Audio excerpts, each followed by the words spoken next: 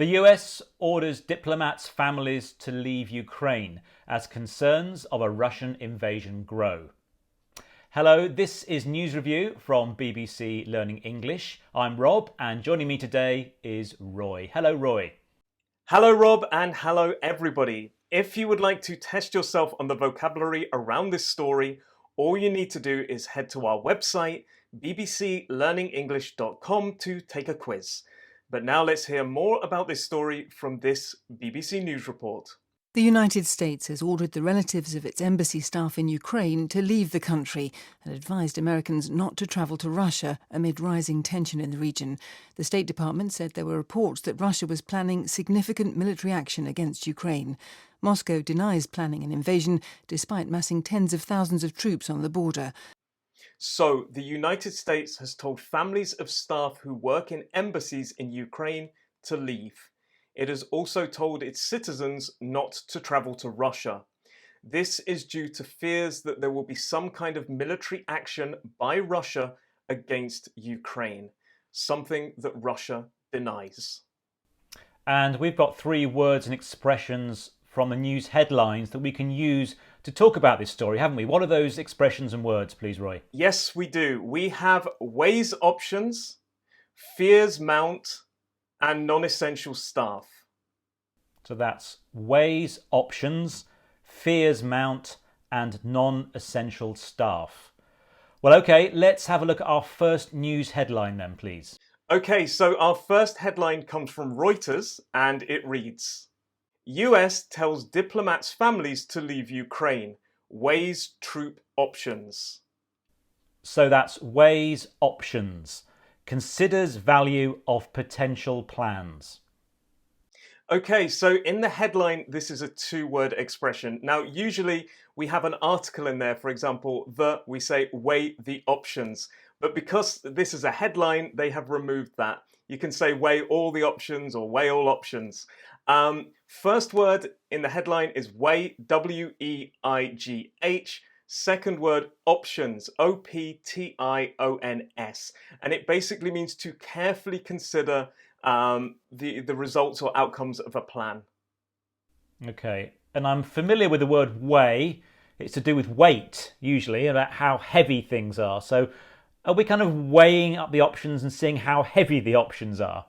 Well, not exactly. Okay, so with the word weigh, you're talking about measuring how heavy something is. So you're considering the weight of something, if you like. The options are potential plans.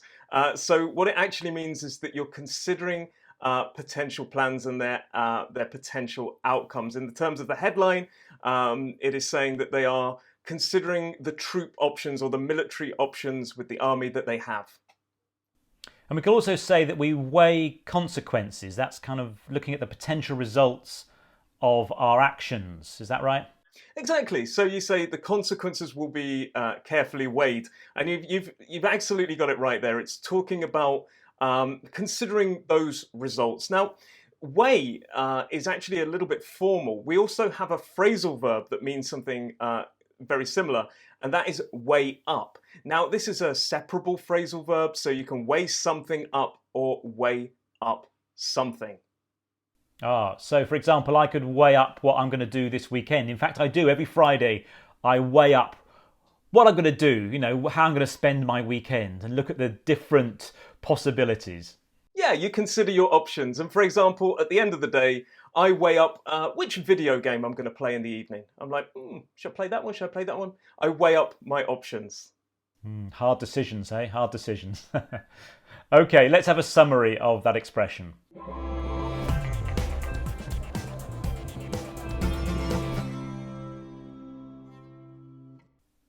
We've talked about many things here on News Review, and one of the subjects was a plan to bring live music back after the COVID lockdowns. That's a News Review video, but how can we watch that again, Roy? All you need to do is click the link in the description below. Thank you. Okay, let's have a look at your next news headline, please.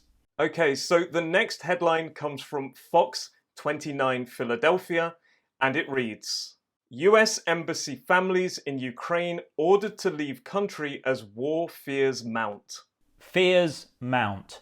concerns gradually increase. Okay, so this is a two-word expression. First word, fears, F-E-A-R-S. Second word is a verb, mount, M-O-U-N-T. And it basically means that concerns or worries over a situation are growing. Okay, and I'm familiar again with that word fears. I mean, I have a fear. I have a fear of spiders. I suppose you could call it a phobia. Is that the kind of fears we're talking about? Not exactly. Now, a phobia is a general fear of something. It's very terrifying. What we're talking about with fears in the headline is a concern or worry over something serious happening. So you're talking about those fears are increasing. They're gradually growing. Now, that word mount basically means something is increasing or growing. And we don't always just use it with fear. We can also use it with something like excitement. So, for example, excitement can mount. Now, we also use the word mount as a verb in another way. So, for example, if you've got a horse or a bicycle, when you say you get on the bicycle, when you get up, again, that idea of up, on the bicycle or the horse, you mount the horse. Okay, and also you could say you mount a painting, can't you? When you put a painting up on the wall, Yeah. you're mounting it. When you fix it and attach it up on the wall, again, that idea, maybe they're up. So there's also that common theme of up. Great. Okay, so that's fears, mount. Thanks for that explanation. Let's have a summary.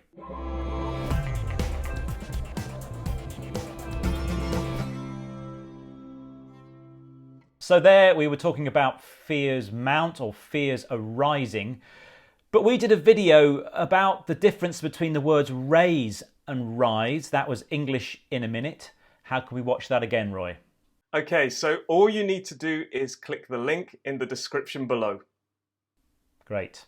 Okay, let's have a look at your final headline, please. Okay, so our next headline comes from The Independent, and it reads, US Embassy in Ukraine requests departure of non-essential staff, report says. So that's non-essential staff, employees who are not necessary for critical functions. Yes, so this is a two-word expression. First word, non-essential, Nonessential. Second word, staff, Staff. And it basically refers to employees or workers who are not critical for primary functions. Okay, and non-essential then is not necessary, not needed. Does that mean they're not important? No, not exactly, no. So when we refer to the word essential, that basically means completely necessary. So, for example, oxygen is essential for life. I need to breathe. Breathing is essential. When we talk about something that is non-essential, it's, for example, video games. I love video games. I talked about them earlier. I love video games, but they're not essential. They're non-essential. I can live without playing video games. Now, if we talk about non-essential staff, let's consider maybe a cruise ship. So on a cruise ship, there are people that help the ship continue on its voyage, and they stop the ship from sinking. Maybe they work in the engine room. So, but non-essential staff are maybe the people like the entertainers or something like that. Okay, so you've got the essential staff looking after the safety, non-essential, the extra people providing the entertainment that you could survive without, I suppose. Yeah, exactly. Now let's look at that word staff. So staff is usually an uncountable noun. We talk about, for example, in a hospital, all the workers are called the hospital staff. In this sense, we don't normally say 4 staffs, for example. If you want to make the word staff countable, we say staff members. So 4 staff members, or worker or employee. 4 workers, 4 employees. And going back to the word non-essential, does that just relate to staff? It can relate to other things, can't it? It can. For example, something that is essential, we can talk about goods, non-essential goods. Food is essential to live. Electronics, for example, they're non-essential goods. Got it. Okay, let's have a summary of that expression.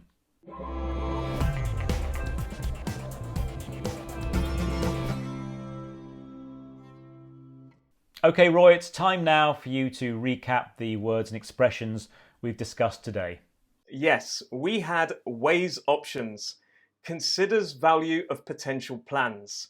We had fears mount, concerns gradually increase. And we had non-essential staff, employees who are not necessary for critical functions. And don't forget, if you want to test your understanding of these expressions, there's a quiz on our website at bbclearningenglish.com. And that's the place to go to for all our other learning English resources. But of course, we're also on social media, so check us out there as well. Okay, well, that's the end of News Review for today. Do join us again next week. Bye for now. Bye.